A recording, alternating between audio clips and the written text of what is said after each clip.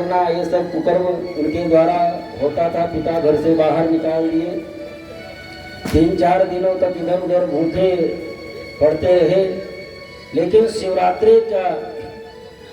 रात्रि का समय आया, एक शिव मंदिर के समीप में भूखे प्यासे चल भी नहीं सकते, क्योंकि 3-4 दिन हो गया था, कुछ खाए पिए नहीं थे।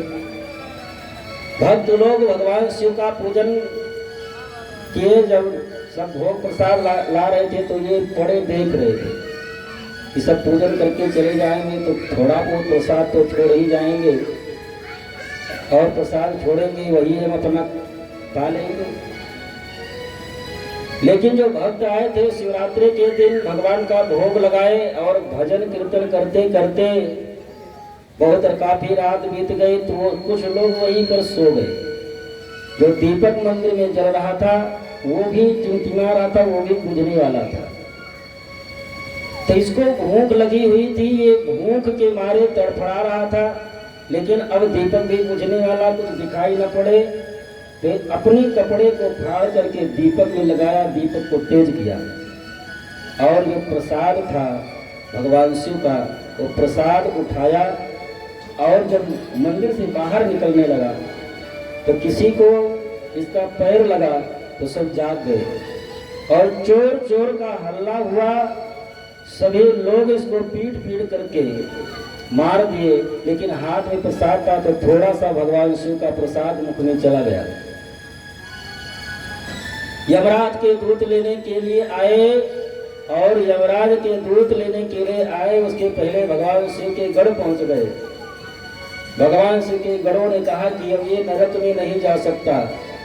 यमराज के दूतों ने कहा ये पूरा जन्म ये अपने पिता को कष्ट दिया, माता को कष्ट दिया, ब्राह्मण कुल में जन्म लेने के बाद वो ये मदिरा का पान किया, वैसा गमन किया, ये नरक में ही जाएगा। भगवान शिव के गढ़ों ने कहा कि ये अंतिम समय में हमारे प्रभु का प्रसाद ग्रहण कर लिया है, ये अंतिम समय में भगवान शिव के मंदिर में इसने दीपक जलाया है, इसलिए अब ये नरक में नहीं जा सकता।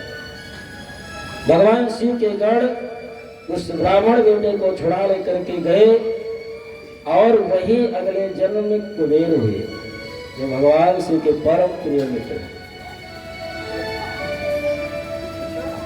मना क्या किया गया है? भगवान शिव को जो चढ़ाया जाता है वो मना किया गया है।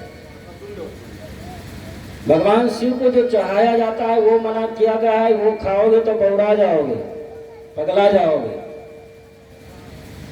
भांग धतूर, और भांग धतूर ये क्यों भगवान शिव को लेपन किया जाता है, क्यों चढ़ाया जाता है? ये जो हला है भगवान शिव एक विष का जो पान किए थे, एक विष इतना गर्म था कि भगवान शिव के शरीर को जलन होती थी, और ये जो भांग धतूर होता है इसकी तासीर ठंडी होती है, इसलिए भगवान शिव इसका लेपन करते हैं। भगवान शिव को लेपन करो तो भगवान शिव प्रसन्न होते हैं। भगवान शिव भांग धतूर गांजा कभी खाए नहीं, को टाइम ही नहीं मिलता है, ध्यान लगा लिए तो हजारों वर्ष बीत जाते हैं, तुम्हें जीव के ध्यान में ही बैठे रह जाते। जो चढ़ाया जाता है वो मना किया गया, और भोग क्या सर पे रख करके लगाओगे? किसी को आप खिलाना है, भगवान के सामने भोग रखना है, तो क्या सर पर रख करके किसी को खिलाते हो? शरीर में लेप करके खिलाते हैं। भगवान शिव का भोग लगाया हुआ प्रसाद बहुत महत्वपूर्ण होता है। भगवान शिव का प्रसाद देखने मात्र से ही कई जन्म के पाप विनष्ट हो जाते हैं, खाने की तो बात दूर की। और ये वही बात लेकर के कि नहीं खाना चाहिए। अरे भैया कहाँ लिखा है वो तो बताओ, वो तो दिखाओ, किस शास्त्र में लिखा है, किस पुराण में लिखा है, कहाँ पर लिखा? जो कहे उसको पकड़ करके कहो हमको शास्त्र दिखाओ, तो पुराण दिखाओ जहाँ लिखा है, और ना दिखा पाए तो पटक करके जूता से मारो। अपने पुराण, अपने सनातन धर्म में अपने ही देवी देवताओं को अपमानित करने का काम अपने लोगों ने किया है, दूसरे की औकात नहीं। जितने भी शिव मंदिर है सब जगह भगवान को भोग लगता है, शिव जी को प्रसाद लगता है, वही प्रसाद पूरे भोजन में मिलाया जाता है सब का। लेकिन अब गांव में, समाज में पता नहीं कहाँ से विकृति आ गई, सब यही जानते। जो भगवान शिव अपने लिए कुछ रखते नहीं। जब यही देवतागण समुद्र मंथन कर लिए तो देवताओं ने भी मीटिंग रखी कि भगवान शिव संपूर्ण ब्रह्मांड की रक्षा करने के लिए कालकूट का विष का पान किए। हम लोगों का भी कर्तव्य बनता है कि हम लोग उनके लिए, और वट वृक्ष के नीचे परिवार को लेकर के रहते हैं तो उनके लिए बढ़िया सुंदर महल बनवा दिया जाए। मीटिंग पास हुई, विश्वकर्मा को बुला करके बढ़िया स्वर्ण महल, स्वर्ण नगरी बढ़िया बना करके तैयार की गई। भगवान शिव मना किए थे कि भैया हमको ये वट वृक्ष के नीचे ही रहना पसंद है। पार्वती जी ने कहा जब ये सब बनवा रहे हैं तो आप क्यों मना कर रहे हैं? भगवान शिव ने कहा था तो ठीक है, जब आपकी इच्छा है तो बनवाने। बन गया महल, स्वर्ण नगरी बन गई। गृह प्रवेश का समय आया, विश्वेश्वरवा आए। उस समय के महान प्रकांड विद्वान पंडित थे। पुलस्त्य जी के पुत्र विश्वेश्वरवा, रावण के पिताजी। महल का गृह प्रवेश कराने के लिए आए, पूजा करवाए और उनके साथ में केसनी आई थी। इनका 2 विवाह हुआ था, इडविका और केसनी। इडविका से कुबेर जी हुए और केसनी से रावण, कुंभकर्ण और विभीषण जी। केसनी एक दैत्य कन्या थी और दैत्य कन्या होने के कारण ही इनका कुल खानदान दैत्यों का हो गया। इसीलिए पूर्वज पहले कोई आता था विवाह देखने के लिए बेटा का तो उसका घर परिवार तो देखते थे, उसके फिर ननियौरे और कहाँ तक देखते थे कि कहीं गड़बड़ तो नहीं है। अब तो दहेज के चक्कर में सब गड़बड़ हो रहा है। ये कुल खानदान विश्वेश्वरवा का केवल विवाह के कारण ही बिगड़ा। केसनी जो थी ये दैत्य की कन्या थी और साथ में केसनी को ही लेकर के गए थे। केसनी को साथ में लेकर के गए थे। जब गृह प्रवेश कराने गए तो केसनी ये स्वर्ण नगर को, स्वर्ण महल को, नगर को देख करके इसको लालच आ गई। ये महल नगर मिल जाता तो कितना अच्छा था। विश्वेश्वरवा से कहने लगे कि ये इतना सुंदर स्वर्ण नगर इसमें रहने को मिलता तो बड़ा आनंद आता। पूजन कराए विश्वेश्वरवा जी। भगवान शिव ने कहा अब ब्राह्मण देवता गृह प्रवेश कराने के पहले आप पूजन करा दिए, गृह प्रवेश का समय आ गया है, लेकिन आप अपनी दक्षिणा बता दीजिए, क्योंकि हम अपने से दे, हो सकता है वो आपको और आपके मन में कुछ और लेने की इच्छा हो, जो आपके अनुकूल हो वो आप हमसे मांगे।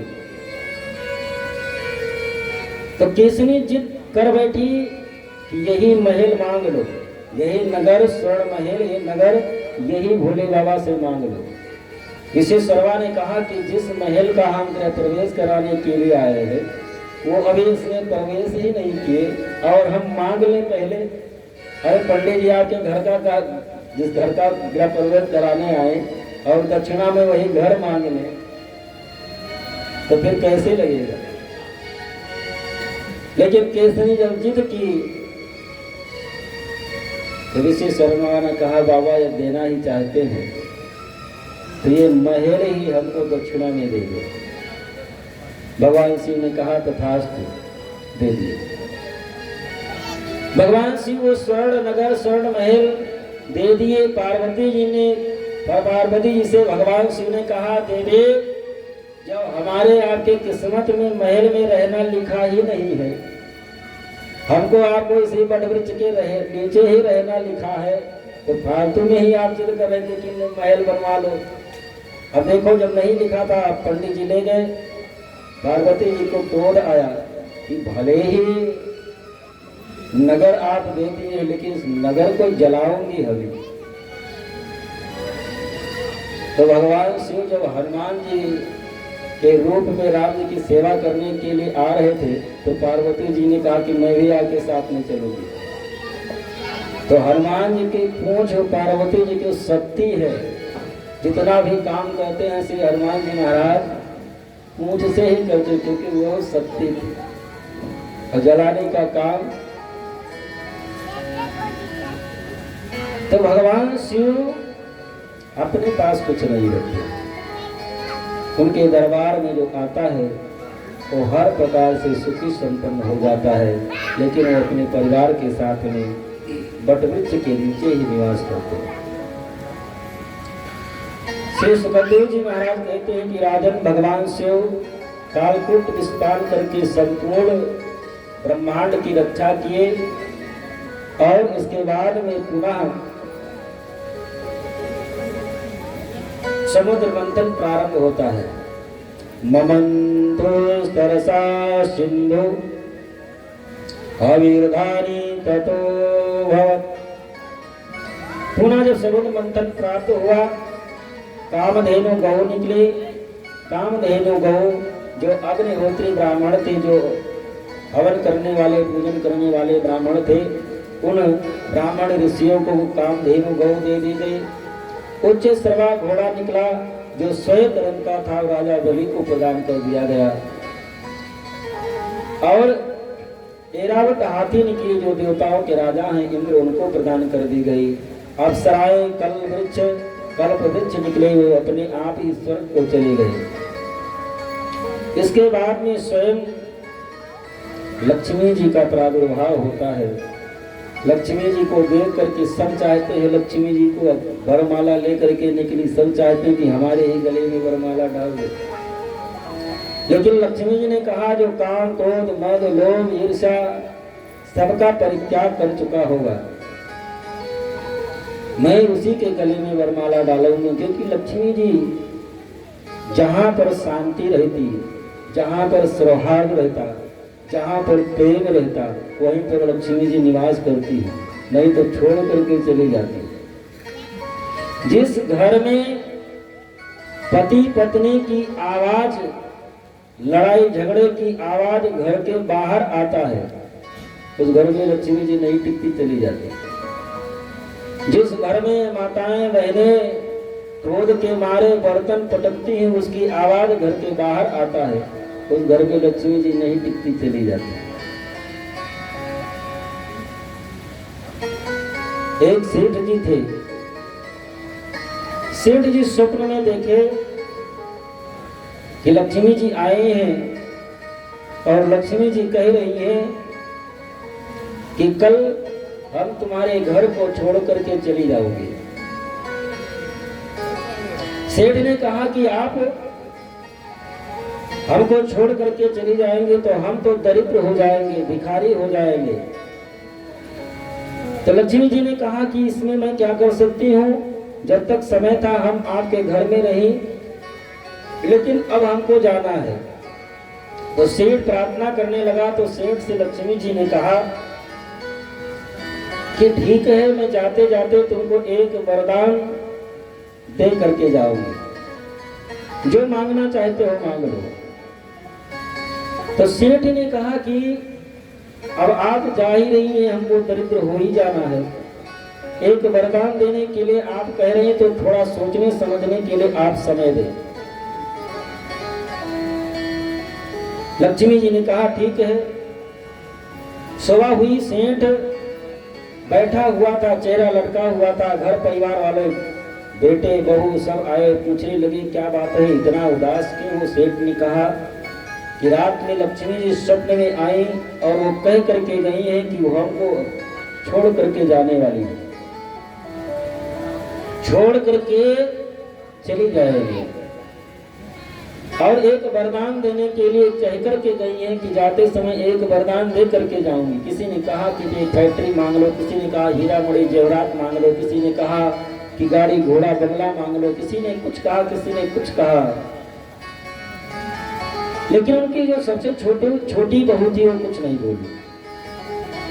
सेठ ने कहा सबने अपना प्रस्ताव रखा, लेकिन ये सबसे छोटी जो बहू है ये क्यों कुछ नहीं बोल रही। बहू तुम भी कुछ अपना प्रस्ताव रखो, क्या मांगा जाए लक्ष्मी जी से।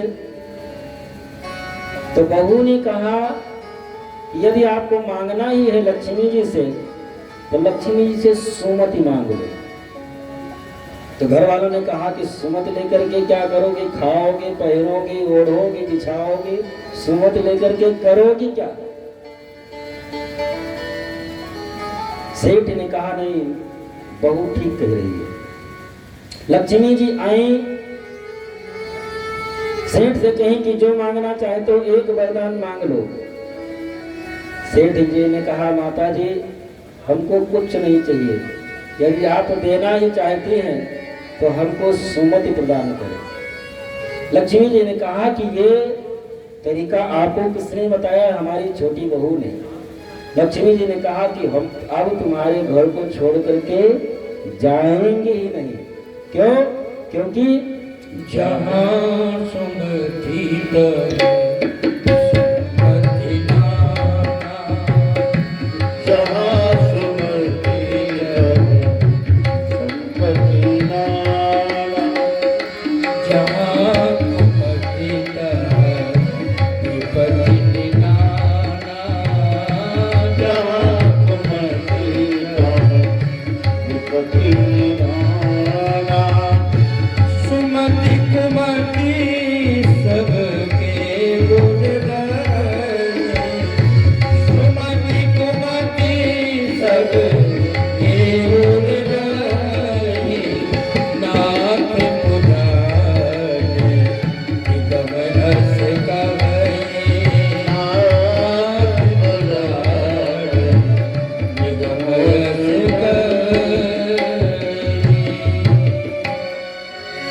जहाँ पर सुमति से घर परिवार वाले रहते वहां तो लक्ष्मी जी अपने आप निवास करती।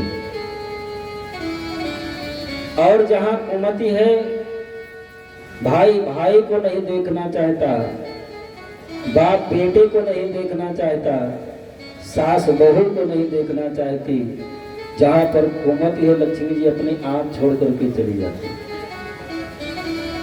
ये कथा क्यों सुना जाता है? कथा में सत्संग में क्यों बैठते हैं? यदि जीवन में उन कथाओं को उतार न सके तो ये कथा सुनने का मतलब क्या है? राम कथा सुनते हैं कि चक्रवर्ती सम्राट महाराज दशरथ का साम्राज्य सूर्य उदय से लेकर के सूर्य अस्त तक था। उनके साम्राज्य को देख करके कुबेर भी लज्जित हो जाता था और उस साम्राज्य को भरत जी राम जी की तरफ फेंकते हैं गेंद की तरह, और राम जी भरत की तरफ फेंकते हैं। लेकिन आजकल के भाई, अगर एक बित्ता बड़े भैया ने ज्यादा ले लिया तो उसकी कीमत भले ही 1000 है, लेकिन कोर्ट कचहरी में लाखों रुपया वकील को दे आएंगे और रोज दौड़ दौड़ के जाएगी। 1000 की कीमत है, लाख रुपया भले वकील साहब ले जाए, लेकिन बड़े भैया को नहीं देंगे। तो फिर कथा सुनने का मतलब ही क्या है? सास बहू का रिश्ता यदि जानना है तो माँ कौशल्या और माँ सीता से सीखो। जो बहू होती है दूसरे के घर की बेटी है, आपके घर आई है, अपने माता को छोड़ करके, अपने पिता को छोड़ करके, अपने भाई को छोड़ करके आई है, आपके घर आई है। यदि अपने बेटी से ज्यादा उसे स्नेह करोगे, प्रेम करोगे, तब ना वो आपको अपना माता पिता मानेगी, अपना मानेगी। और आए उसको नौकरानी मान लिए तो वो भी कहती है कि माता सास जी आप ताड़का हैं तो मैं भी सूर्पनखा से कम नहीं। हर सास चाहती है कि हमको सीता जैसे बहू मिले, लेकिन सीता जैसे बहू चाहने वाली सास यदि अपने अंदर कौशल्या वाला आचरण ले आए, कौशल्या वाला आचरण ले आए तो बहू अपने आप सीता बन जाएगी, और तुम ताड़का बनोगे तो जरूर सूर्पनखा बनेगी। एक बार की घटना है, जब राम जी विवाह करके आ गए, उस समय एक दैत्य आता था अयोध्या में और आकर के सरयू जी के जल के प्रवाह को रोक देता था और सरजू जी के किनारे रहे जो कुटिया बना करके संत महात्मा रहा करते थे, उनकी कुटिया उसी सरजू के बहाव में प्रवाह में बह जाता। तो संत महात्मा आकर के चक्रवर्ती सम्राट महाराज दशरथ से शिकायत किए। चक्रवर्ती सम्राट महाराज दशरथ उस दैत्य को मारने के लिए कई रात में गए मारने के लिए, लेकिन उसको मार नहीं पाए। जब मार नहीं पाए तो अपने गुरुदेव वशिष्ठ के पास में गए और ये प्रस्ताव रखा कि महाराज ये दैत्य आता है, शरीर के प्रवाह को रोक देता है, संत महात्माओं के कुटिया सरजू जी में बह जाती है और उस दैत्य को मारने का हमने प्रयास किया लेकिन मार न पाए। तो वशिष्ठ जी ने कहा कि उस दैत्य को मारने के लिए आप कितना प्रयास करें मार नहीं सकते, उसको मारने का एक ही उपाय है। क्या?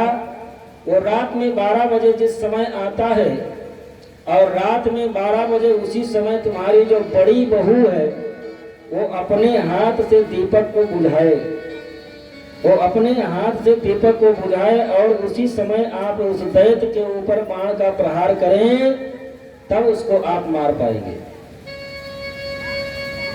महाराज दशरथ आकर के कौशल्या से कहते हैं कि देवी, उस दैत्य को हम तभी मार सकते हैं जब रात के 12 बजे वो आता है, उसी समय बड़ी बहू दीपक को अपने हाथ से बुझाए और हाथ से जब बुझाए उसी समय हम उसके ऊपर बाण का प्रहार करें, तब हम उसको मार पाएंगे। तो जानते हो कौशल्या जी ने क्या कहा? कौशल्या जी ने कहा कि अपनी बहू को हम रात में 12 बजे तक जागने का कष्ट नहीं दे सकते। अपने बहू को मैं बारात में 12 बजे तक जागने का कष्ट नहीं दे सकती महाराज। यदि आपके बाजुओं में ताकत नहीं रही तो घर में चूड़ी पहन करके बैठ जाओ, मैं भी छत्राड़ी हूं, मैं उस दैत्य को मैं जाकर के मारूं। सास बहू का ये रिश्ता होता है। इस तरह से जब रिश्ते होते हैं आपस में, जब प्रेम होता है, जब भाई भाई में जहाँ प्रेम नहीं, माँ बेटे में जहाँ प्रेम नहीं, पिता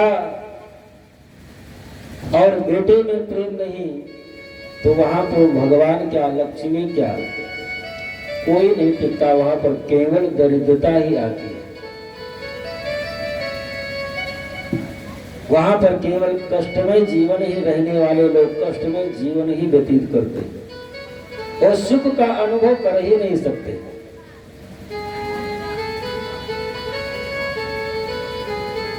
लक्ष्मी जी जब वरमाला लेकर के निकले तो ये देखना चाहती हैं कि सबसे शांत कौन है, जिसमें न काम है, न क्रोध है, न मद है, न मत्सर है। महाराज चाहते तो सब लक्ष्मी जी को हैं कि हमारे गले में वरमाला डाल दें, लेकिन लक्ष्मी जी जब देखते हैं कि एक किनारे भगवान नारायण खड़े हुए हैं जिनका स्वरूप शांत आकारम भुजग शयनम, भगवान नारायण के गले में वरमाला लक्ष्मी जी डालती हैं।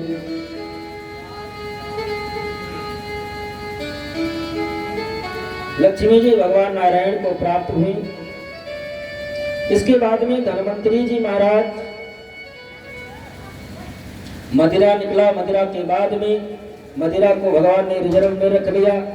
इसके बाद में धन्वंतरी जी अमृत का कलश लेकर के इसी समुद्र से प्रकट हुए। धन्वंतरी जी समुद्र जब अमृत का कलश लेकर के प्रकट हुए तो देवता बलशाली थे, दैत्य बलशाली थे। दैत्य अमृत का कलश लेकर के भाग खड़े हुए। देवता भगवान नारायण से कहने लगे, अब क्या, जिसके लिए हम लोग इतने दिनों से समुद्र को मथ रहे हैं, अमृत तो ले गए दैत्य। भगवान ने कहा ठीक है, कोई उपाय करते हैं।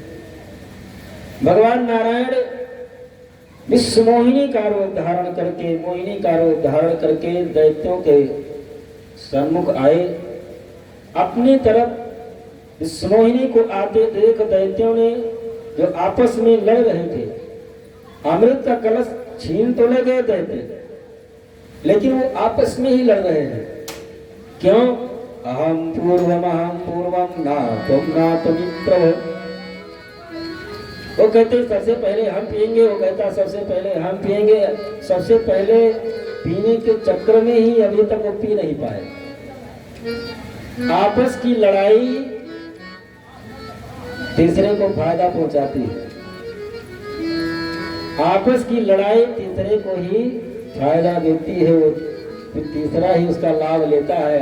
आपस में लड़ोगे तो यही होगा। आपस में दैत्य जब लड़ने लगे कि हम पहले पिएंगे, हम पहले पिएंगे, तो भगवान मोहिनी का रूप धारण करके दैत्यों की तरफ आ रहे थे। भगवान मोहिनी का रूप देख करके सब मोहित हो गए, उनकी तरफ सब बढ़े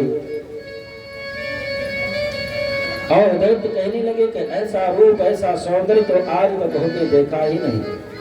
अहो रूप महोधाम, अहो रूप महोधाम, अहो श्याम नवमया, ऐसा रूप सौंदर्य आज तक तो हमने देखा नहीं। और दैत्य अमृत का कलश ला करके और मोहिनी को देना चाहे कि आप ये अमृत का कलश पकड़े और हम लोगों को आप पिला दें। मोहिनी के रूप भगवान ने कहा कि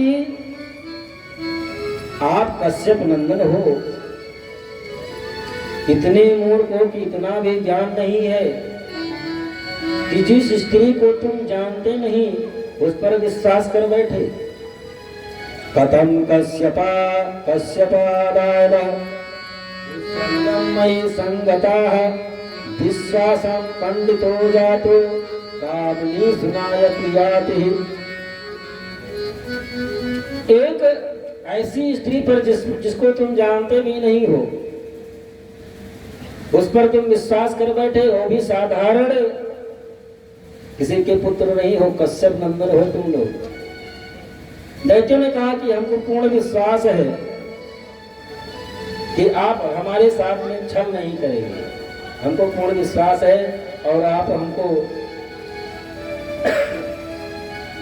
बराबर बराबर हम भाइयों को आप पिलाएंगे। तो विष्णुमोहिनी ने कहा कि जैसा मैं कहूँ वैसा आप लोगों को करना पड़ेगा, तब मैं अमृत आप लोगों को पिलाऊंगी। दैत्यों ने कहा ठीक है, जैसा आप कहेंगी उसका हम लोग पालन करेंगे।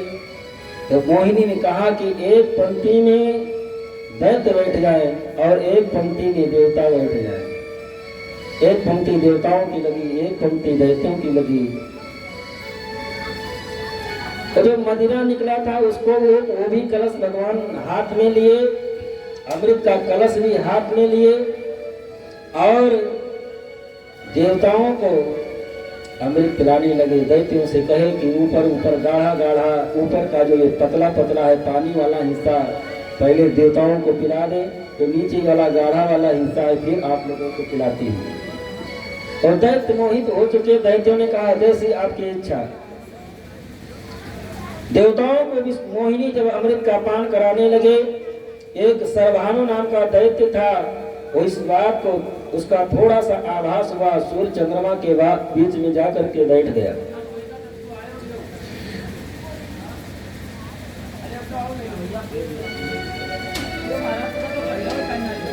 कह लो भैया कथा तो सब करो बीच में चाह का चाह रखिए तो चाह कथा का चाह करके कथन चाह रखो भैया, चाह का चाह रखिए तो गरुड़ हुई मामला।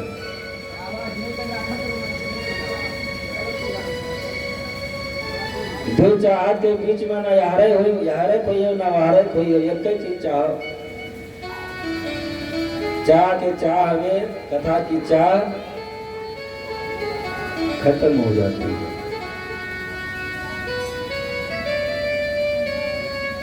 बोले भागवत भगवान की जय हो।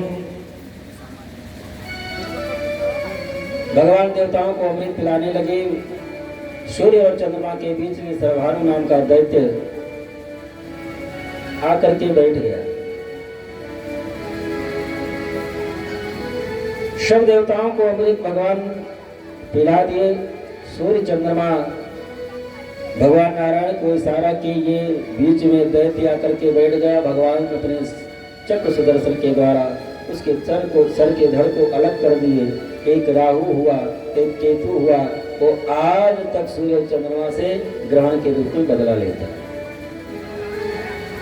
ये सिंहिका का बेटा था, ये सिंहिका प्रहलाद की बहन थी, और ये वही सिंहिका है जब हनुमान जी महाराज लंका जा रहे थे तो परछाई पकड़ करके हनुमान जी को खींचना चाहिए।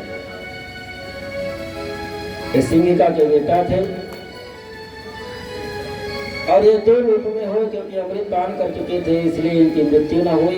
ये राहु और केतु हुए, और आज भी सूर्य और चंद्रमा से अपना बदला लेते हैं। देवता लोग जब अमृत पान कर लिए, अमृत पान करने के बाद में अमर हो गए।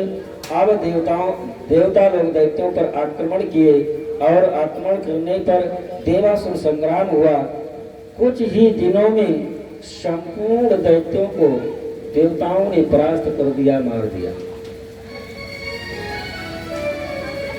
सब दैत्य मारे गए। एकाध दैत्य जो बचे वो अपने प्राणों की रक्षा करने के लिए वहां से भाग खड़े हुए। रास्ते में दैत्यों के गुरु शुक्राचार्य जी मिले। शुक्राचार्य जी महाराज को सूचना मिली कि हमारे सभी शिष्य देवासुर संग्राम में मारे गए। शुक्राचार्य जी महाराज उस युद्ध स्थल में आए और अपने मृत संजीवनी विद्या के द्वारा सभी राजा बलि के साथ सभी दैत्यों को जीवित कर दिए। पुनः सभी दैत्यों को जीवित कर दिए। राजा बलि ने कहा, गुरुदेव, देवताओं ने हमसे छल किया, यहाँ तक भगवान नारायण ने भी हमसे छल किया। समुद्र मंथन दोनों लोग साथ में मिलकर के किए, लेकिन अमृत देवताओं को पिला दिए। हम लोग अमृत पान न कर पाए, जिससे पराजित हुए, लेकिन आपकी कृपा से हम लोग पुनः जीवित हो पाए।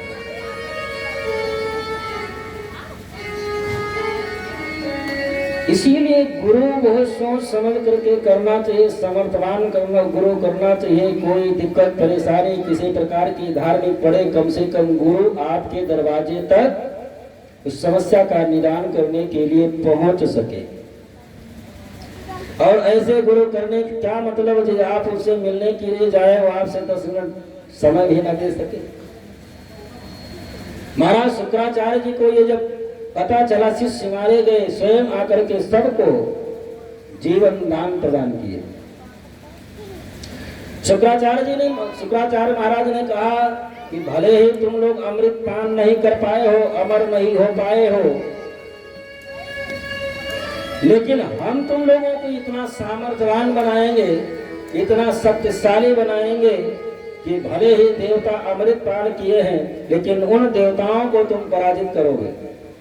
वो देवता तुम लोगों को देख करके ही स्वर्ग लोग भाग करके जाएंगे। ऐसा सामर्थ्यवान हम बनाएंगे।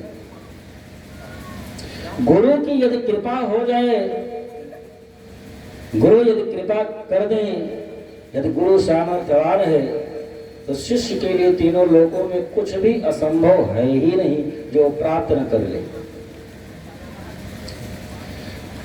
बलि ने कहा, ठीक है महाराज, जैसी आपकी आज्ञा।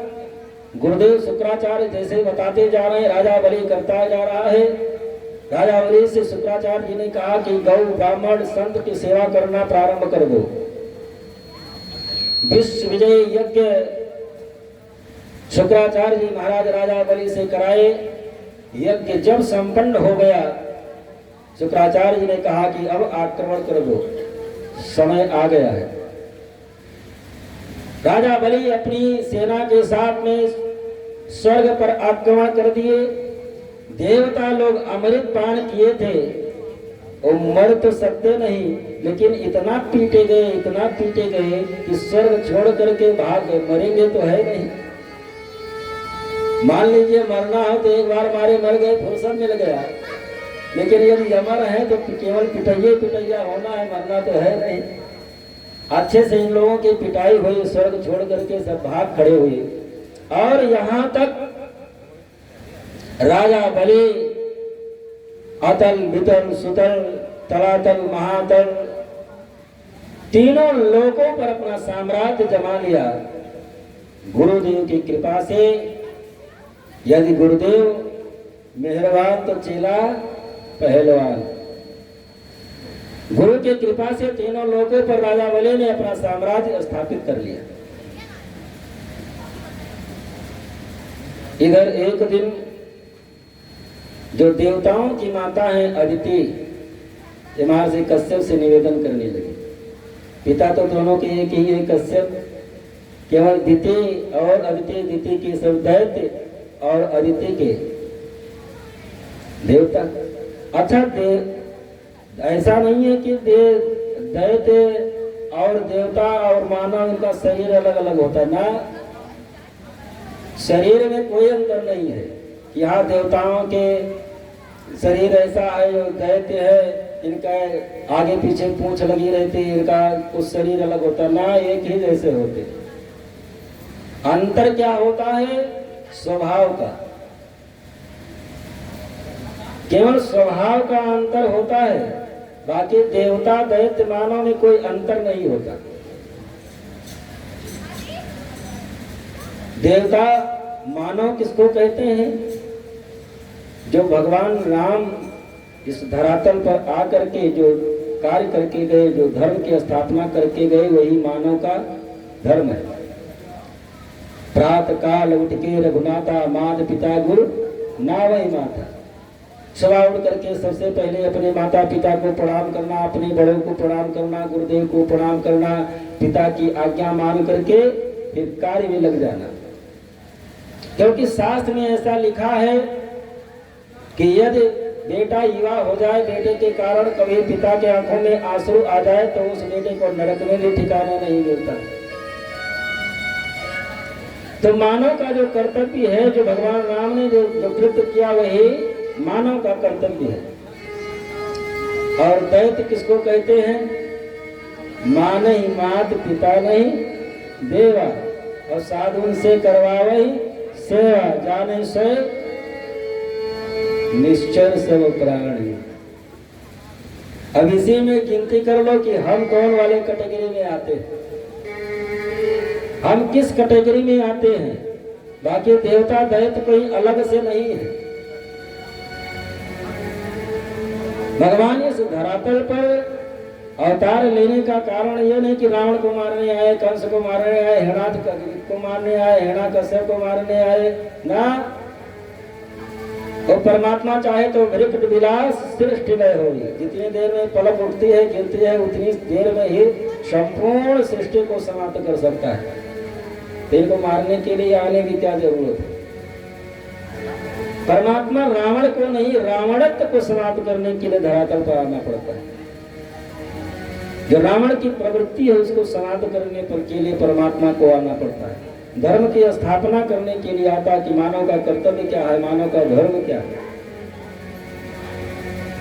जो अपने माता पिता की आज्ञा का पालन न करे, अपने गुरुजनों का आज्ञा का पालन न करे, साधु संतों का अपमान करे, अपने वेद पुराण शास्त्र का अपमान करे, अपने धर्म का अपमान करे, वही दैत्य। बाकी ऐसा नहीं है कि वो ये अरे दैत्य भी तो कश्यप ऋषि के संतान है, देवता भी तो कश्यप ऋषि के ही संतान है, केवल माताएं तो दोनों की अलग अलग है बस। और दोनों के स्वभाव में केवल बस अंतर है। ऐसा नहीं है कि जो दैत्य हैं वो भगवान को नहीं मानते, ऐसा नहीं कि वो पूजा पाठ नहीं करते। अरे शुक्राचार्य जी महाराज 100 यज्ञ करवाए राजा बलि से। ऐसा नहीं कि दैत्य तपस्या नहीं करते, दैत्य जैसा तपस्या करते हम आप नहीं करते। वो तो पैर से खड़े हो गए, हजारों वर्ष तक खड़े रह जाते, वो भी भगवान की पूजा करते। रावण भी था, वो भी भगवान शिव का रुद्राभिषेक करता, भगवान शिव की पूजा करता। शिव तांडव की रचना रावण ने किया। आज हम लोग भी गाते हैं रावण के शिव तांडव को। ऐसा नहीं है कि जो दैत्य होते हैं वो भगवान को नहीं मानते, वो पूजा पाठ नहीं करते, वो तप नहीं करते, वो दान नहीं करते, वो धर्म नहीं करते, वो सब करते हैं, लेकिन उनका स्वभाव जो होता है तो स्वभाव से दैत्य हो जाते हैं। केवल स्वभाव, बाकी न शरीर से अंतर है, ना हमसे आपसे ज्यादा पूजा पाठ करते।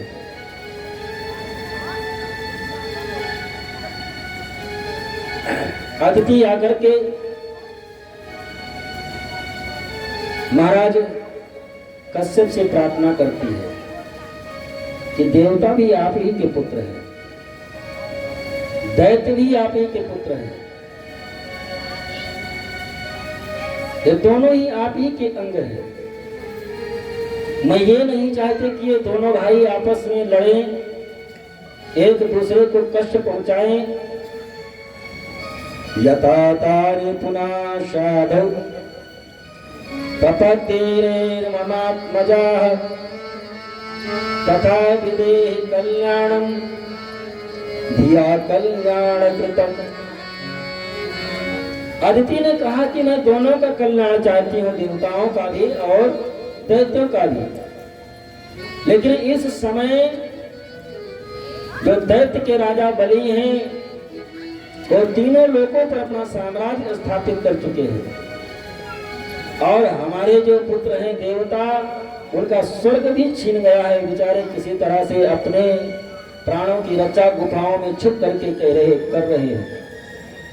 इसलिए मैं आपसे निवेदन करती हूँ कि ऐसा कुछ उपाय आप करें जिससे इन दोनों भाइयों में सहमति बन जाए और देवताओं का जो स्वर्ग है उनको वापस मिल जाए। महर्षि कश्यप ने कहा कि देवी, ये आप नहीं बोल रही, ये आपकी ममता बोल रही है, क्योंकि देवताओं को आप ये मानती हैं हमारे बेटे हैं, और दैत्यों को ये मान रही कि सौत के बेटे हैं। इसलिए क्योंकि दोपहरी में यदि अपना बेटा धूप में निकल जाए तो दौड़ करके पकड़ेंगे कहीं जल न जाए, लेकिन पड़ोसी का अगर बेटा निकला हो धूप में अनजाने आकर के पकड़ेंगे, क्योंकि अपने से लगाव है। लेकिन ठीक है देवी, यदि आप पूछ रही हैं तो मैं एक उपाय बताती हूँ, एक व्रत बताती हूँ, व्रत करो, भगवान से प्रसन्न हो जाएंगे और कोई न कोई व्यवस्था जरूर बनाएंगे। ये पयो व्रत है जो फाल्गुन में कृष्ण पक्ष परिवार से लेकर के अमावस तक किया जाता है। केवल दूध पी करके, ये 15 दिन का व्रत है, ये व्रत करो, इससे देश भगवान निश्चित रूप से प्रसन्न होंगे और तुम्हारी मनोकामना को पूर्ण करेंगे। अदिति ये व्रत प्रारंभ करती है, भगवान प्रसन्न हुए, प्रकट हुए। यज्ञ से यज्ञ पुरुषच्युत तीर्थपाद तीर्थस्त्रवाश्रवण मंगल नामधेयम् आपन्न लोके वृजनो पसमोदयार्थं साराकृदेशा भगवन्नसुतेरनाथ। आप तो त्रिलोकाधिपति हैं, भगवान नारायण हैं, आप कण कण में व्याप्त हैं, आपको तो सब कुछ पता है, आपको कुछ बताने की जरूरत नहीं है।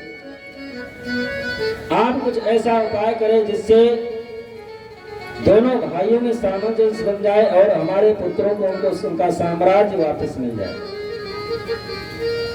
भगवान ने कहा ठीक है माता जी, हम कोई उपाय करेंगे और आपके यहाँ मैं पुत्र बन करके आऊंगा और आपके कार्य को मैं करूंगा। भगवान वचन दे करके चले गए और जब समय आया, भादों का महीना है, भाद्र शुक्ल तिथि द्वादशी, अवजित नखत अनूप सबके देखत हरि धरे बामन बट को स्वरूप। भादों के महीने में बावन भगवान प्रकट हुए। कौन सी तिथि? द्वादशी की तिथि, अभिजित मुहूर्त था, द्वादशी तिथि थी, भादों का महीना था, शुक्ल पक्ष द्वादशी को बावन भगवान प्रकट हुए। अच्छा, भादों का महीना सब लोग कहते हैं कि बड़ा गड़बड़ है, इसमें कुछ नहीं, अच्छा काम नहीं करना चाहिए, लेकिन भादों का महीना कितना बढ़िया है। भादों के महीने में बावन भगवान जन्म लिए, भादों के महीने में भगवान कृष्ण जन्म लिए, भादों के महीने में राधा रानी जन्म ली, भादों के महीने में सुखदेव जी महाराज राजा परीक्षित को कथा सुनाए। और सोचो कितना अच्छा है भादों का महीना। भादों के महीने में भगवान तम्बटुम्बामनं दृष्ट्वा गोगमानं महर्षया कर्माणि कर्यमासु पुरस्कृत्यं प्रजापतिं। वामन के रूप में भगवान प्रकट हुए। बोलिए वामन भगवान की जय। बोलिए वामन भगवान की जय। वामन भगवान 52 अंगुल का इनका रूप है। देखने में इतने सुंदर लग रहे हैं। 52 अंगुल का स्वरूप है। छोटे छोटे पैर हैं, छोटे छोटे हाथ हैं, कानों में कुंडल पहने हुए हैं।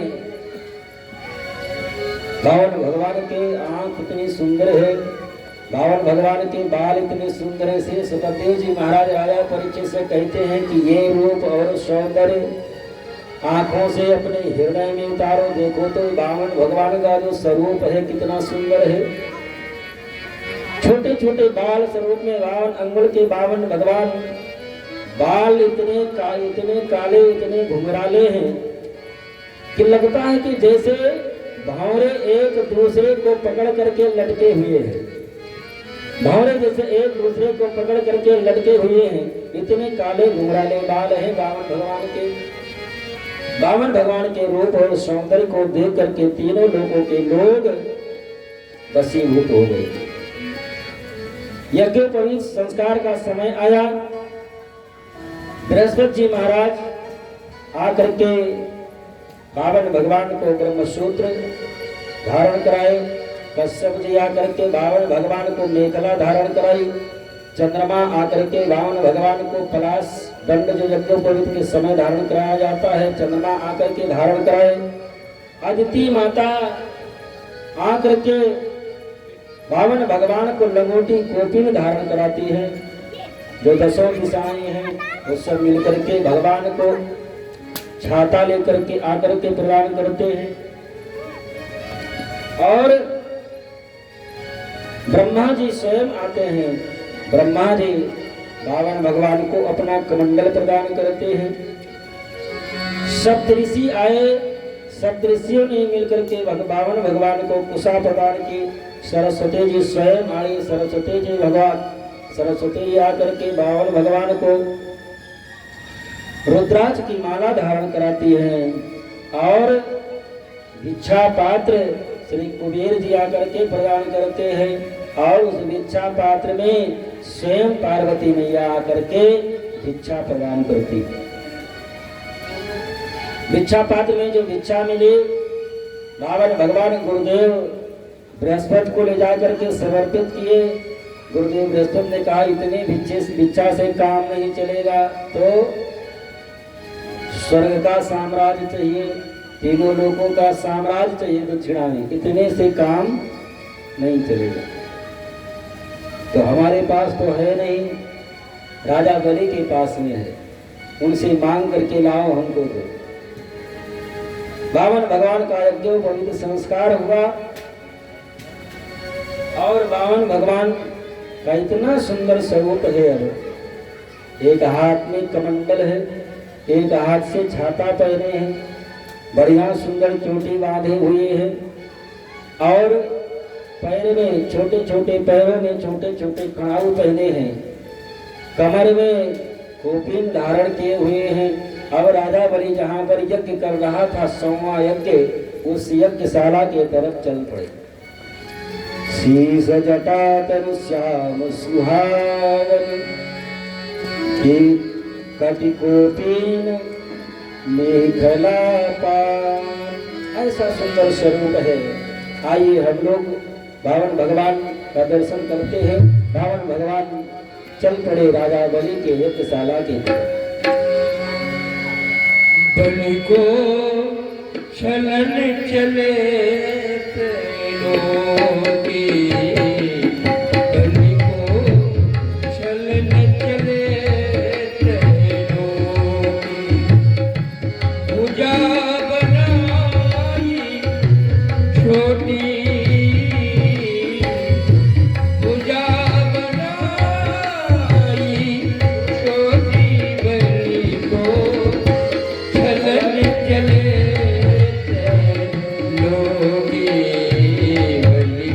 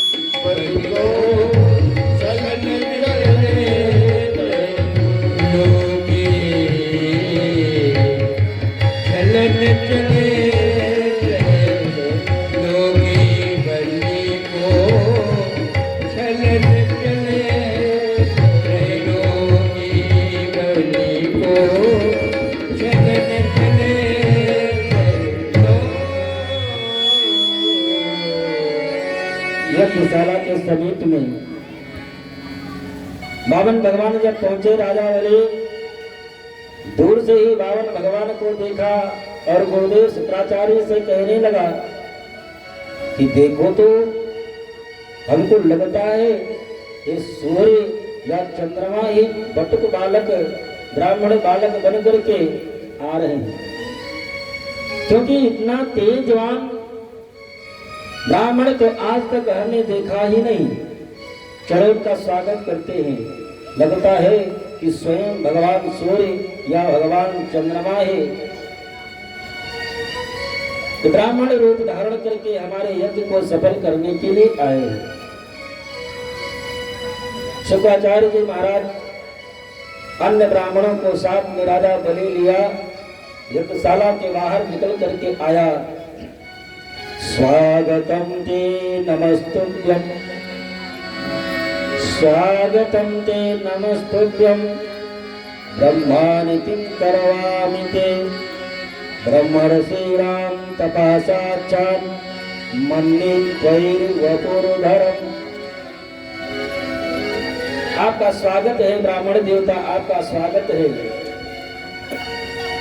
आपको देख करके हमको ऐसा लग रहा है कि जो हम 99 यज्ञ जो किए, जो तप किए, 100वां यज्ञ चल रहा है, हमारा जो तप है, हमारा जो पूजन पाठ है, वही तप ही ब्राह्मण का रूप धारण करके आप हमारे सम्मुख आए हो। ब्रह्मर्षिणा तपसाचान् मन्ये त्वैर्वपुर्धरम्। और आपको आया देख करके अब हमको पूर्ण विश्वास हो गया कि अज्ञाना पितृ चित्ता अज्ञानापावितं कुलम् आद्याशिष्टा क्रतुरयम् यद भवान गतो गृहम्।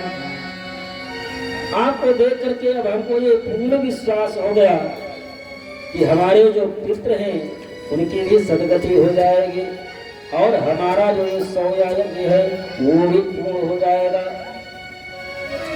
और महाराज आपका दर्शन प्राप्त करके हमको ऐसा, हमको अब हृदय से अंदर से ऐसा हो रहा है कि हम आपको अपना सर्वस्व दे दें। राजा बलि कहता है बावन भगवान से कि हमारे हृदय से और मन में ऐसा हो रहा है ब्राह्मण देवता कि हम आपको अपना सब कुछ दे दें, जो मांगना चाहे आप मांग ले, क्योंकि आज तक हमारे दरवाजे पर कोई ब्राह्मण आया और खाली हाथ नहीं गया है, और हम उसको इतना दे दिए हैं कि उसको किसी दूसरे के दरवाजे पर जाने की आवश्यकता ही नहीं रही। महाराज आप जो कहें हम देने के लिए तैयार हैं, लेकिन बावन भगवान कुछ बोले नहीं। हाथ में माला लिए जप रहे हैं, हाथ में छाता लिए हैं। राजा भाई शुक्राचार्य की तरफ देख करके कहे कि ये बोल क्यों नहीं रहे, कुछ तो बोलो। अरे भैया माला जप रहे, माला पूरी हो तब ना बोले, पाने के लिए कुछ दिखाना पड़ता है, भगवान माला ही ना बंद करे। राजा बलि कहता है महाराज गाम कांचनम गुणवदधाम मृष्टाम दधान्यपि वा विप्रकन्याम। आप जो मांगे गौ मांगे, 1000 2000 आपको गौ दे दे। गाम कांचनम, यदि सोना चाहे, हीरा बड़े जवाहरात चाहे, वो हम आपको प्रदान कर सकते हैं। धाम, यदि आप 2-4 10 गांव चाहे चाहे वो भी हम देने के लिए आपको तैयार है। तथा नफियुत विप्रकन्या, आपका 52 अंगुल का रूप है, यदि आपका विवाह नहीं हो रहा है तो किसी विप्रकन्या के साथ में आपका विवाह भी करा दे। और गामान, यदि चाहे आप 2-4-10 गांव हम आपको दे दें।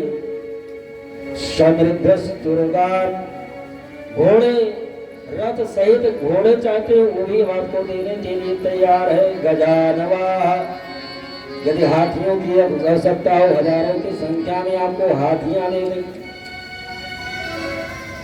सब देने के लिए तैयार है। लेकिन बावन भगवान आप बोले, बावन भगवान ने कहा कि राजन, ये आप देने की बात जो कर रही है आपका बड़प्पन है,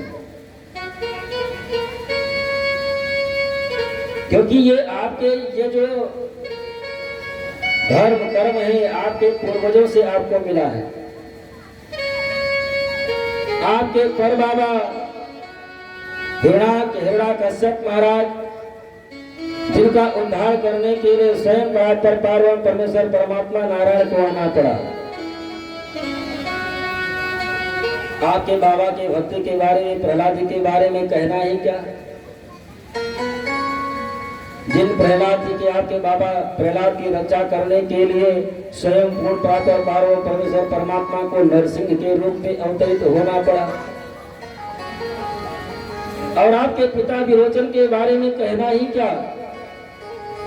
आपके पिता विरोचन महाराज ब्राह्मणों को अपना संपूर्ण साम्राज्य दान कर दिए थे। यदि आज आप हमको कुछ देने के लिए कह रहे हैं, ये तो आपके कुल की परंपरा ऐसी चली आई। ऐसा सुनकर के राजा बोली मन में विचार करने लगा, ये 52 अंगुल का ब्राह्मण बालक और हमारी ये 7 पीढ़ियों के बारे में जानता है। 52 भगवान ने कहा, लेकिन आप कह रहे हैं ये ले लो वो ले लो, लेकिन हम आपकी इच्छा को पूर्ण नहीं कर सकते। क्यों? क्योंकि हम संतोषी ब्राह्मण हैं, हम किसी से कुछ लेते नहीं। क्यों? आज हम आपसे कुछ लेंगे और जितना मिलेगा कल फिर मन में इच्छा होगी कि इससे और ज्यादा मिल जाए, तीसरे दिन फिर और इच्छा होगी कि इससे भी ज्यादा मिल जाए, और मिलता जाएगा और ये इच्छा बढ़ती जाएगी, ये घटने वाली नहीं।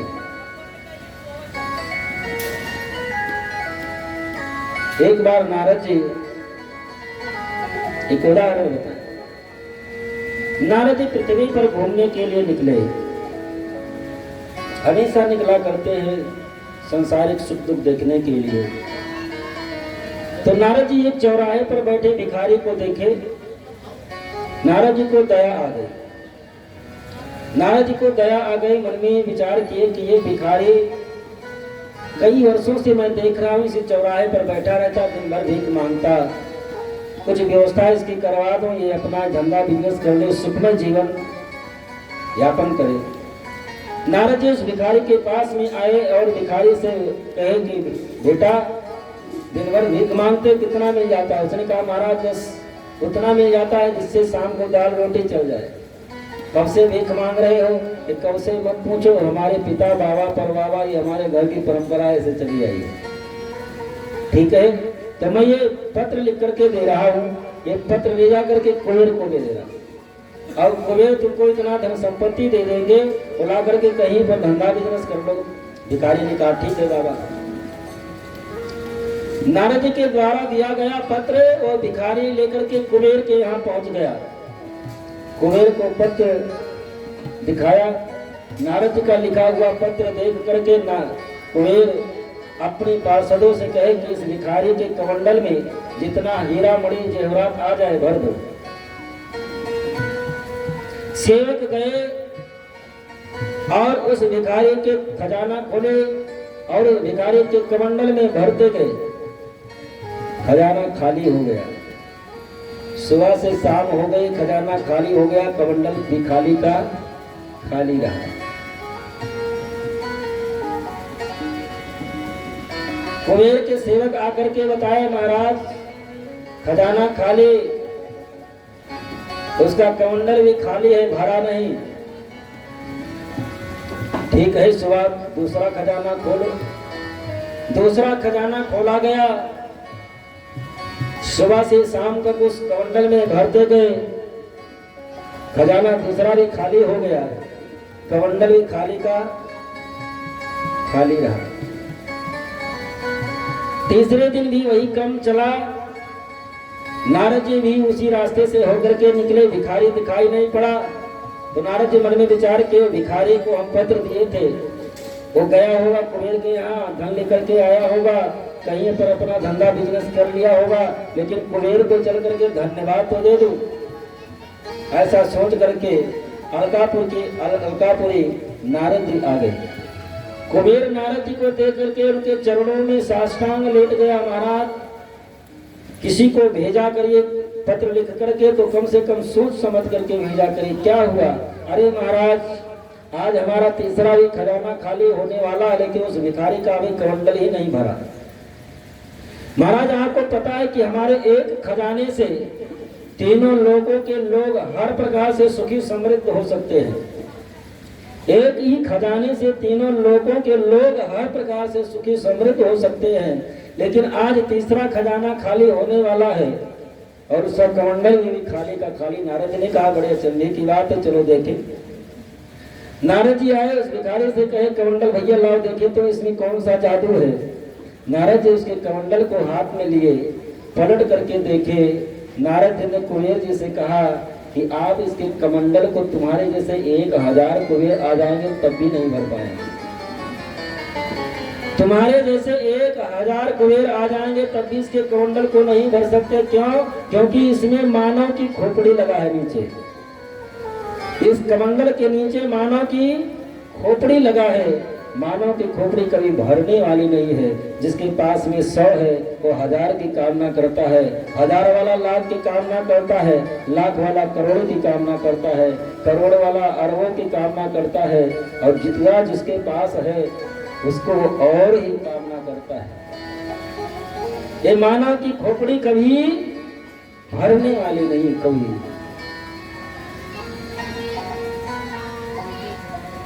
तो ब्राह्मण भगवान ने कहा कि हम संतोषी ब्राह्मण हैं, आज आप देंगे, कल और कामना बढ़ेगी। रह गई बात, आप कह रहे हैं कि विवाह कर लो, विवाह कर ले, विवाह आप करवा देंगे तो पत्नी आएगी, फिर उसको लेकर के रहेंगे कहाँ? अभी तो हमारे पास में छाता है, भिक्षा पात्र है, कहीं पर भी भिक्षा मांग लिए, पा लिए, बरसात हुई, धूप हुई, छाता अपना तान लिए, कहीं पर बैठना हुआ तो अपना आसन लगाए बैठ गए, भजन पूजन कर लिए। लेकिन पत्नी आ जाएगी तो उसके लिए रहने की व्यवस्था। राजा बलि ने कहा, उसके लिए हम आपको बढ़िया सुंदर स्वर्ण महल देंगे विवाह करने के बाद में। चलो ठीक है, आप विवाह भी करवा देंगे, स्वर्ण महल ही दे देंगे। विवाह होने के बाद में बच्चे भी होंगे, हाँ बच्चे भी होंगे, 2, 4, 10 होंगे।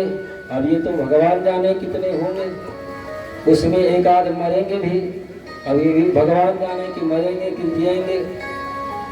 रावण भगवान ने कहा एक आध मर गए तो रोना भी पड़ेगा। राजा बलि ने कहा कि जब बच्चा आपका मरेगा, रोने वाले किराए पर तो मिलेंगे नहीं, रोने वाले किराए पर तो मिलेंगे नहीं, रोना तो आप ही को पड़ेगा। तो बावन भगवान ने कहा कि हम ऐसा काम ही क्यों करें जिसको करने के बाद में रोना पड़े। हम ऐसा काम ही क्यों करें जिसको करने के बाद में रोना पड़े। और लोहदार मयि पाशै दृढ़ं बुद्धोपमुच्चयेत्। बामन भगवान कहते हैं कि किसी को मोटी मोटी जंजीर में, लोहे की जंजीर में बांध दो, उस मोटी मोटी लोहे की जंजीर से वो मुक्त हो सकता है। लोहदार मयि पाशै दृढ़ं बुद्धोपमुच्चयेत्, और उससे वो छूट सकता है, छुटकारा पा सकता है। लेकिन स्त्रियाद पाशौ सुसंबद्धौ मुच्येत कदाचन। लेकिन ये जो स्त्री रूपी पास है, ये जो स्त्री रूपी बंधन है, जो विवाह रूपी बंधन है, इससे मुक्त हो पाना बड़ा कठिन है, इससे मुक्त होना बड़ा कठिन है। नारी विवश सकल गोसाई नाचत नर मर कटकी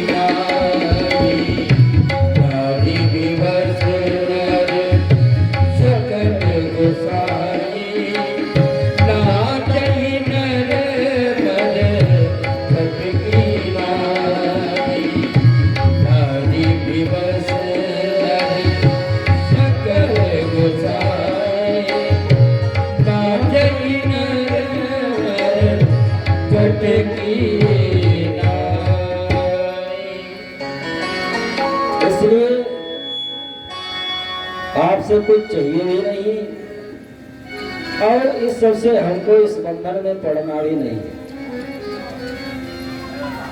तो राजा बलि पुनः भगवान से प्रार्थना करता है। तो भगवान ने कहा ठीक है, यदि आपकी इच्छा है देने की और हमारी ये प्रतिज्ञा है हम किसी से कुछ लेना, तो आपकी इच्छा भी पूर्ण हो जाए, हमारी प्रतिज्ञा भी ना टूटे। इसलिए तस्मात् ततो महिषीसा पुरो सभा पदानि तीन दैत्रेन्द्र समितानि पदम मम। यदि आप देना भी चाहते हैं, आपकी इच्छा भी पूर्ण हो जाए और हमारा संकल्प भी पूर्ण न टूटे, तो हमारे पैर से आप 3 पग भूमि दे दे बस, और इससे ज्यादा हमको चाहिए नहीं। राजा बलि ऐसा नहीं है कि दिखावे रूप में दान कर रहा है, राजा बलि वास्तव में दानी था।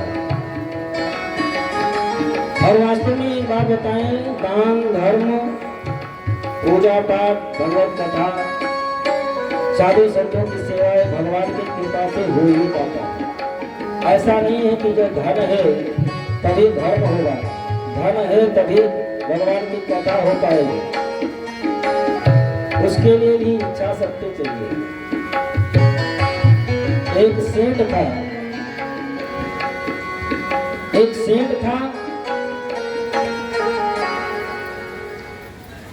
उसके पास में बड़ी बड़ी फैक्ट्रियां थी और धन संपत्ति वैभव था। और उस सेठ का नियम था बचपन से लेकर के कि वो हर पूर्णिमा को जाकर के गंगा जी में स्नान करता था।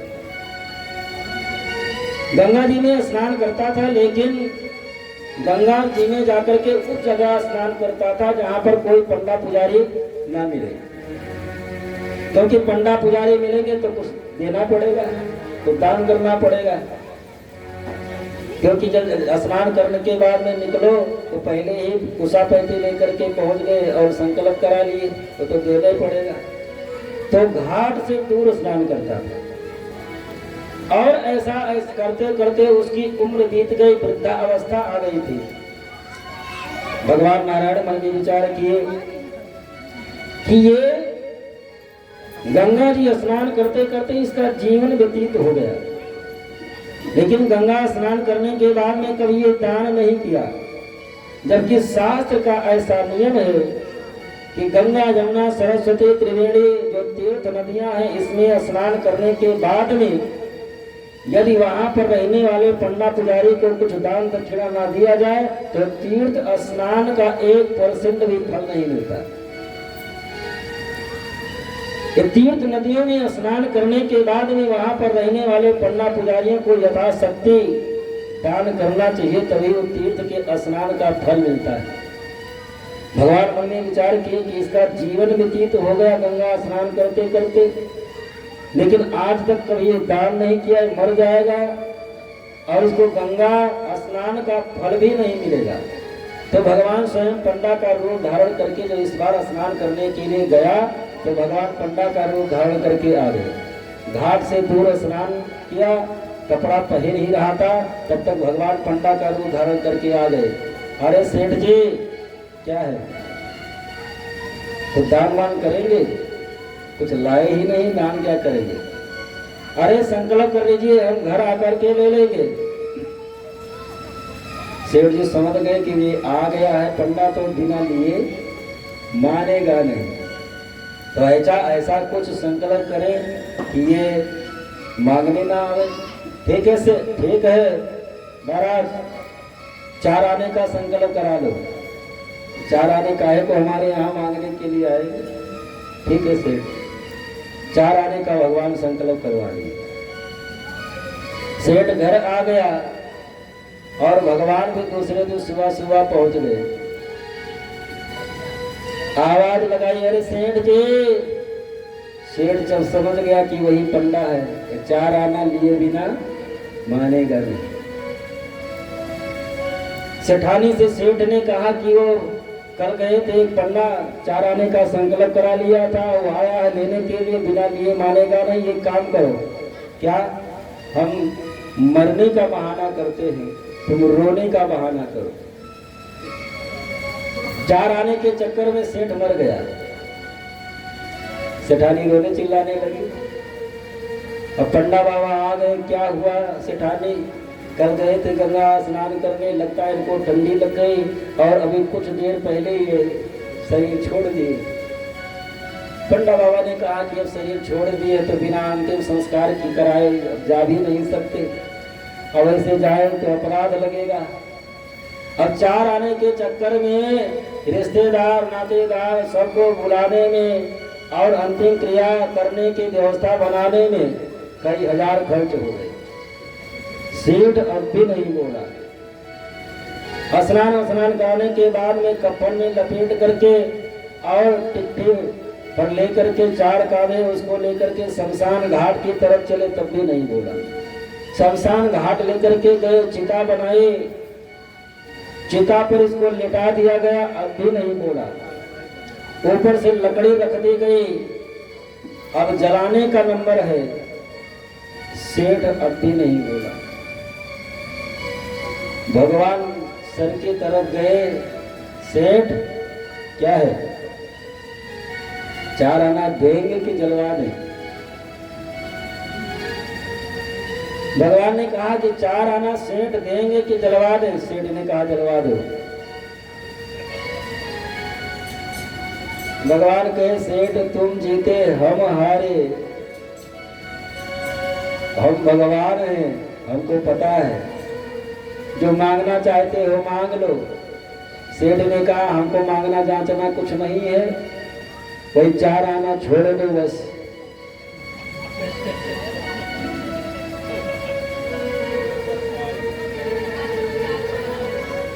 तो दान भी जब भगवान की कृपा होती है तभी हो पाता है। आज राजा बलि भगवान को सर्वस्व देने के लिए तैयार है, लेकिन भगवान ने कहा कि हमको 3 पग जमीन ही चाहिए। द्वार खड़ा भगवान प्रगट भर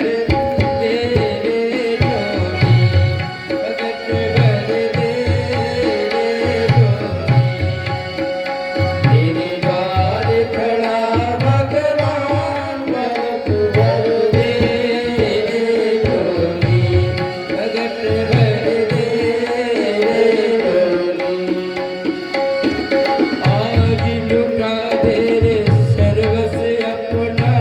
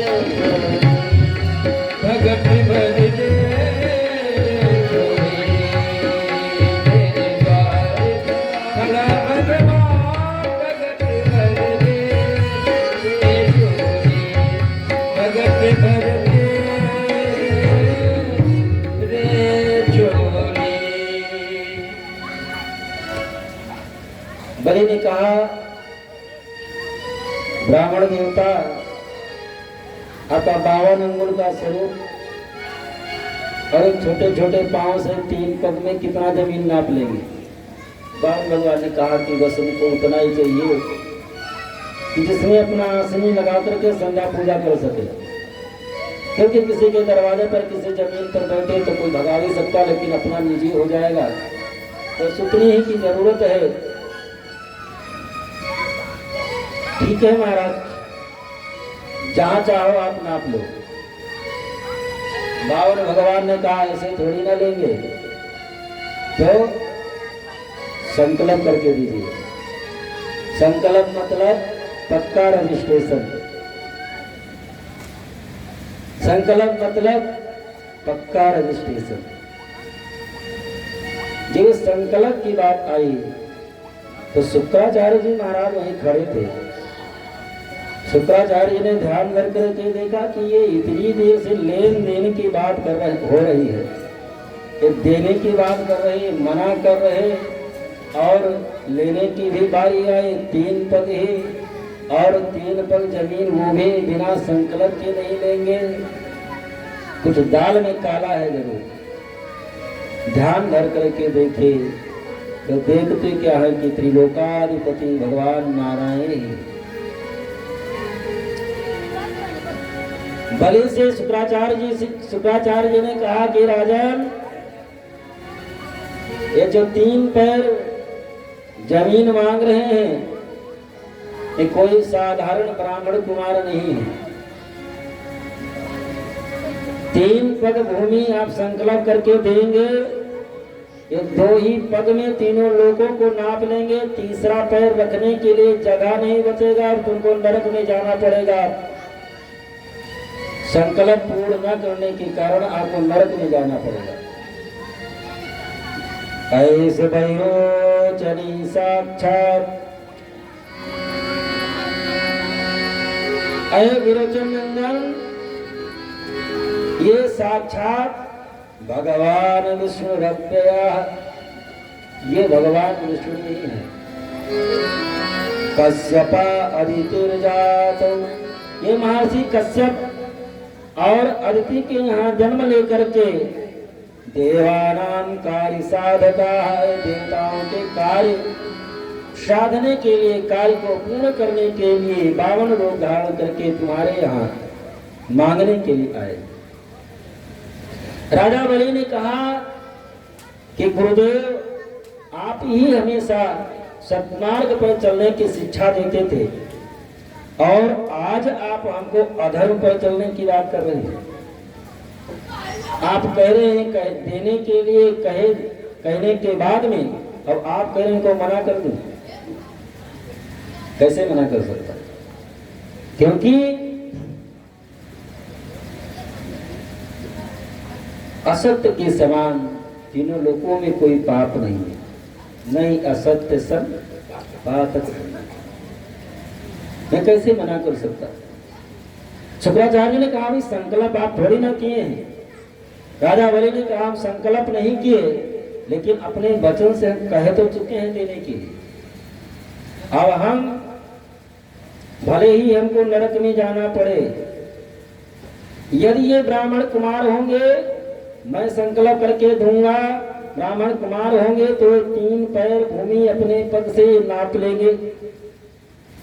और ये यदि स्वयं ये पूर्ण प्रातर पारब्रह्म परमेश्वर परमात्मा भगवान नारायण हैं, तो आज ये हमसे मांगने के लिए नहीं आए हैं, ये आज अपने से हमको बड़ा बनाने के लिए आए। क्योंकि तीनों लोगों के लोग उन्हीं के दरवाजे पर मांगने के लिए जाते हैं। आज वो स्वयं यदि हमारे दरवाजे पर हमसे मांगने के लिए आए हैं, तो वो अपने से बड़ा ही तो हमको बनाने के लिए आए हैं। हमारे हाथ, दोनों हाथ में लड्डू है। यदि वो ब्राह्मण कुमार है तो हमारा वचन झूठा नहीं जाएगा। यदि वो ब्रह्म है तो अपने से हमको श्रेष्ठ बनाने के लिए ही आए हैं। शुक्राचार्य जी महाराज ने कहा कि आप हमारे शिष्य हो, इसलिए मैं तुमको सलाह दे रहा हूं। कुछ जगह पर झूठ बोल देने में पाप नहीं लगता, ऐसे 8 जगह शुक्राचार्य जी बताते हैं कि 8 जगह पर झूठ बोल देने में पाप नहीं लगता। सबसे पहला बताए